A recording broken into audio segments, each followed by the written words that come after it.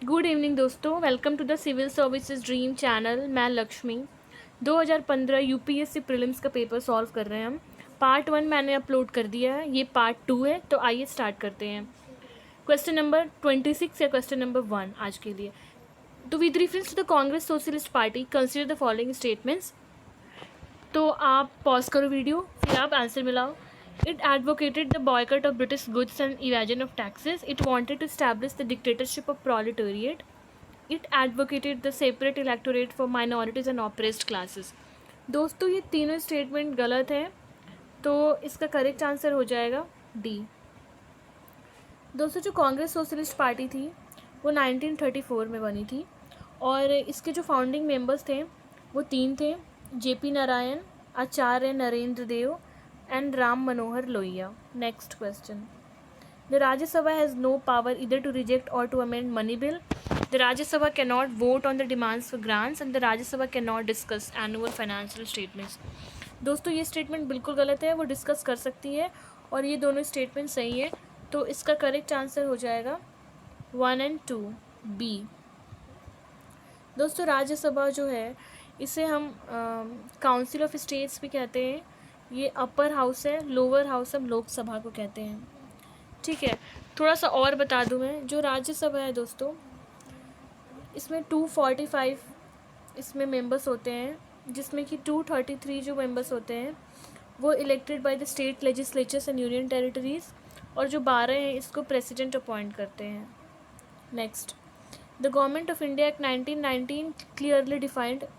इसका correct answer हो जाएगा B, central government and provincial governments के जुरिस्डिक्शंस। दोस्तों जो 1919 का एक्ट था उसे हम मॉन्टेग्यू केम्सफोर्ड रिफॉर्म्स भी कहते हैं। मॉन्टेग्यू सेक्रेटरी थे और केम्सफोर्ड वाइसरॉय थे। दोस्तों इसमें डायरकी लाई गई थी। डायरकी मतलब डुअल गवर्नमेंट। इसमें यह बोला गया था कि ट्रांसफर्ड लिस्ट होगा और रिजर्व लिस्ट होगा। जितनी इंपॉर्टेंट चीज़ें होंगी लाइक एग्रीकल्चर, हेल्थ, एजुकेशन, वो सारा ट्रांसफर लिस्ट में होगा और डिफेंस, कम्युनिकेशन और जो फॉरेन अफेयर्स थे वो रिज़र्व लिस्ट में आए थे। और रिज़र्व लिस्ट वाइसरॉय के अंडर था और जो ट्रांसफ़र लिस्ट था जो मेंबर्स थे members of the provincial council के अंडर था। ठीक है, नेक्स्ट।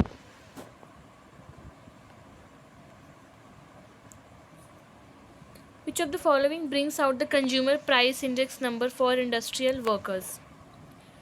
तो दोस्तों इसका करेक्ट आंसर हो जाएगा सी, द लेबर ब्यूरो। दोस्तों कंज्यूमर प्राइस इंडेक्स जो है ये एक मेजरमेंट है इन्फ्लेशन का। ठीक है, आप ध्यान देखना, इन्फ्लेशन का।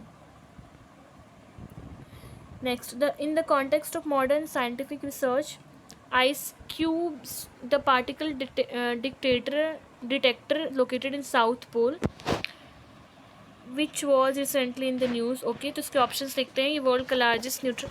दोस्तों ये 2000 आई थिंक 2015 के करंट अफेयर्स में था, तो इसका आप देख लेना। इसका जो करेक्ट ऑप्शन हो जाएगा वो हो जाएगा डी।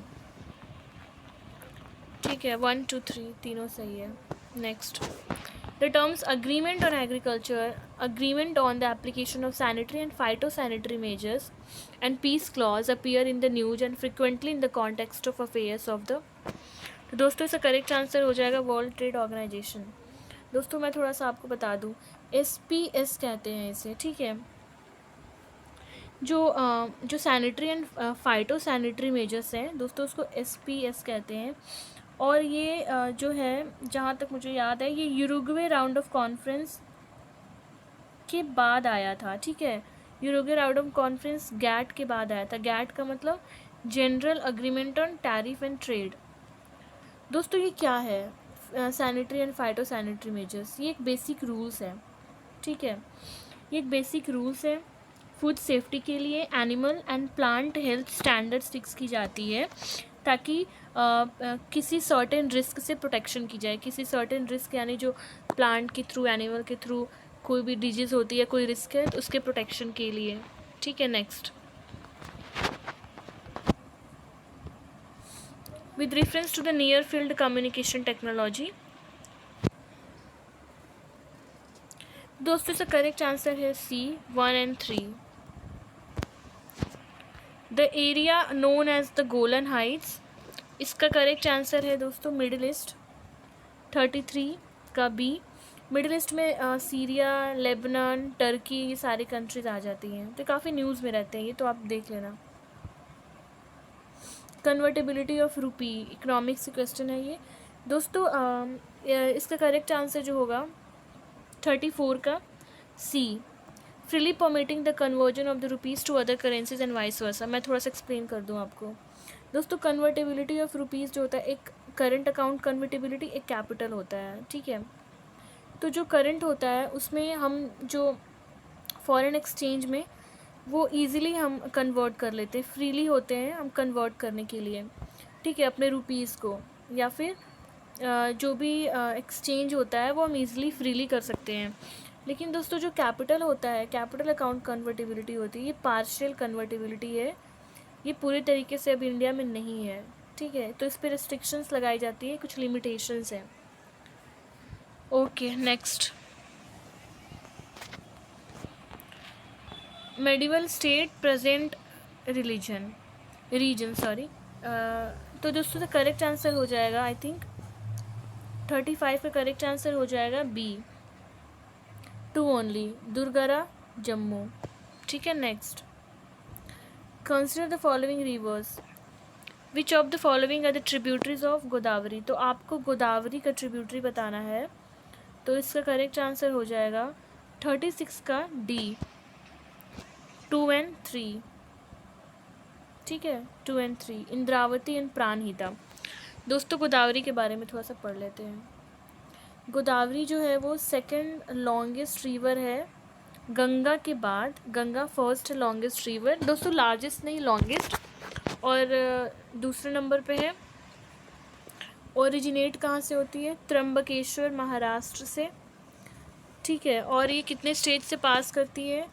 तो 5 स्टेट्स, महाराष्ट्र, तेलंगाना, आंध्र प्रदेश, छत्तीसगढ़ एंड उड़ीसा। एक ट्रिक है एम कोट करके, आप देख लेना इसे। Next, when a bill is referred to a joint sitting of the house, both the houses of parliament, it has to be passed by the, इसका correct answer हो जाएगा A, simple majority of the members present and voting. दोस्तों joint sitting के बारे में बता दूं, ये आर्टिकल 108 में आता है, ठीक है। इसे प्रिजाइड करते हैं स्पीकर, जॉइंट सिटिंग को प्रोरोग करते हैं प्रेसिडेंट, ठीक है। दोस्तों एक फैक्ट है, आप इसे ध्यान देना, वो ये है कि जो जॉइंट सिटिंग होती है, ठीक है, उसे प्रिजाइड करते हैं स्पीकर, लेकिन अगर स्पीकर नहीं है तो उसे प्रिजाइड करेंगे डिप्टी स्पीकर। लेकिन अगर डिप्टी स्पीकर भी नहीं है तो कौन प्रिसाइड करेगा? Deputy chairman of Rajya Sabha. दोस्तों ये काफ़ी इंपॉर्टेंट है, आप इसे देखना, चेयरमैन ऑफ राज्यसभा नहीं, डिप्टी चेयरमैन ऑफ राज्यसभा, क्योंकि चेयरमैन राज्यसभा के तो वाइस प्रेसिडेंट होते हैं, ठीक है। नेक्स्ट,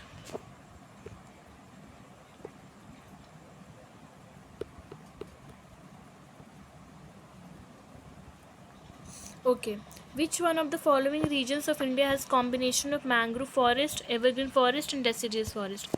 तो करेक्ट आंसर हो जाएगा Andaman and Nicobar.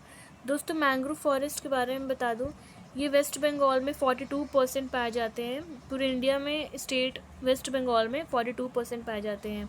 Forest survey पे मैंने एक वीडियो बनाया है और अपलोड किया है दोस्तों, लेमन लैंग्वेज में जो इम्पॉर्टेंट पॉइंट है ध्यान में रखने के लिए एग्ज़ाम पॉइंट ऑफ व्यू से, उस पर मैंने वो बताया है, तो आप देख सकते हैं, ठीक है। Next, which of the following kingdoms were associated with the life of Buddha. तो इसका करेक्ट आंसर हो जाएगा डी, 3 and 4। दोस्तों जो बुद्धा के लाइफ से जो लिंक है, ठीक है, वो अवंती एंड गंधार नहीं है। विच one of the following is associated with the issue of the control and freezing. दोस्तों मैं बुद्धा के बारे में थोड़ा सा बता दूं, ठीक है, बुद्धिज़्म के बारे में थोड़ा सा आपको बता दूं। दोस्तों जो एक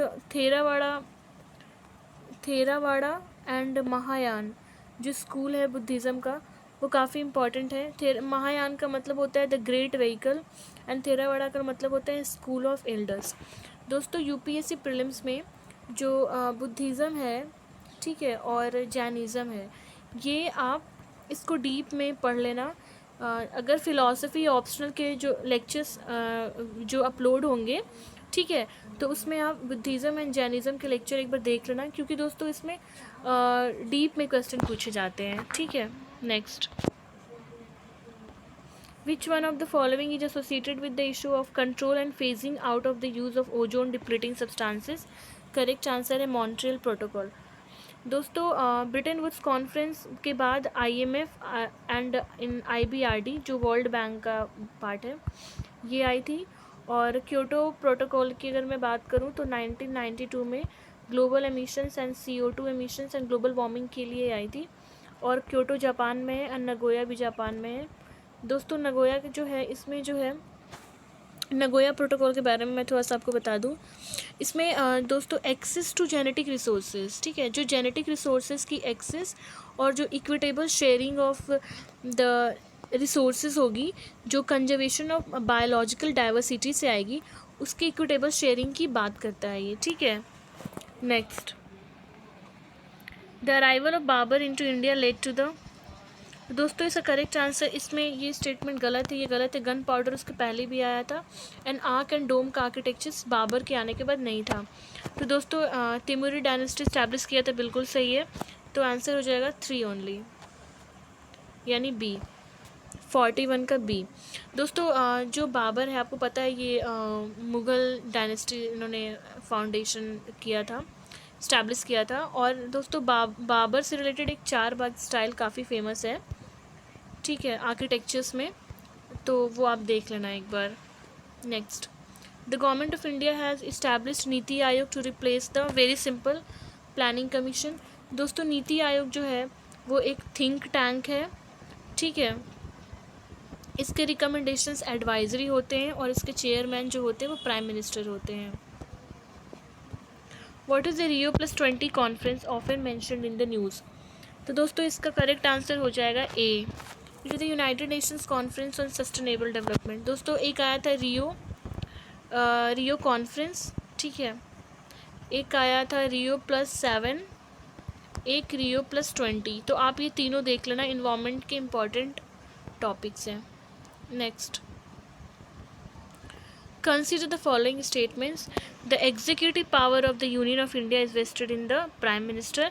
Prime Minister is the ex officio chairman of the Civil Services Board. दोस्तों ये दोनों स्टेटमेंट गलत है, आंसर हो जाएगा डी। जो फर्स्ट है कि जो एग्जीक्यूटिव पावर है, यहाँ पे प्राइम मिनिस्टर नहीं, यहाँ पे प्रेसिडेंट होगा। ठीक है, next,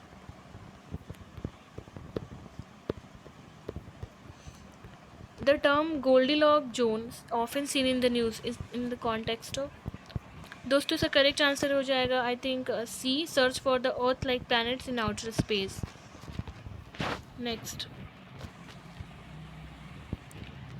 46, which who of the following organized a march on the Tanjore coast to break the salt law in April 1930? तो इसका करेक्ट आंसर हो जाएगा 46 का बी, सी राजा गोपालचारी। दोस्तों सॉल्ट लॉ यानी सिविल डिसोबीडियंस लॉ जो 12 मार्च को 1930 में under the leadership of Gandhi ji लाई गई थी, टू ब्रेक द मतलब टू डिसोबे करना लॉज को, सरकार की, ब्रिटिश गवर्नमेंट की, क्योंकि ब्रिटिश गवर्नमेंट की बहुत मोनोपली हो गई थी सॉल्ट पे। और सॉल्ट क्यों चूज़ किया गांधी जी ने? क्योंकि दोस्तों सॉल्ट जो है वो हर सेक्शंस ऑफ सोसाइटी में यूज़ किया जाता है, चाहे वो अमीर हो या गरीब हो, ठीक है। और उन्हें लगा कि ये यूनिटी के लिए और यूनाइटेड कंट्री के लिए ये सॉल्ट चूज़ करना ही सही रहेगा। ठीक है, next, Who of the following founded a new city on the south bank of tributary of the river Krishna and undertook his rule to his new kingdom as the agent of the deity to whom all the land south of the river Krishna was supposed to belong? तो दोस्तों 47 का जो correct answer है वो है C, Harihara first. Next, the first women president of Indian National Congress वो सरोजनी नायडू, बिल्कुल गलत। दोस्तों first women president Annie Besant थी, सरोजनी नायडू जो थी फर्स्ट इंडियन वुमेन प्रेसिडेंट थी। ठीक है, तो आप ये ध्यान देना, सेकेंड स्टेटमेंट बिल्कुल सही है। फर्स्ट मुस्लिम प्रेसिडेंट जो थे इंडियन नेशनल कांग्रेस के वो बदरुद्दीन त्याबजी थे। तो इसका करेक्ट आंसर हो जाएगा बी, 48 का बी। दोस्तों next, which of the following statements regarding green climate fund are correct? तो 49 का करेक्ट आंसर हो जाएगा ए ओनली, ये गलत है, तो option A. Next, Indira Gandhi prize for peace disarmament and development for 2014 was given to which one of the following? तो दोस्तों इसका करेक्ट आंसर है ISRO, Indian space research organisation. तो दोस्तों आज के लिए इतना ही, नेक्स्ट वीडियो बहुत जल्द अपलोड हो जाएगा। If you like the video please like subscribe civil services dream channel. Thank you.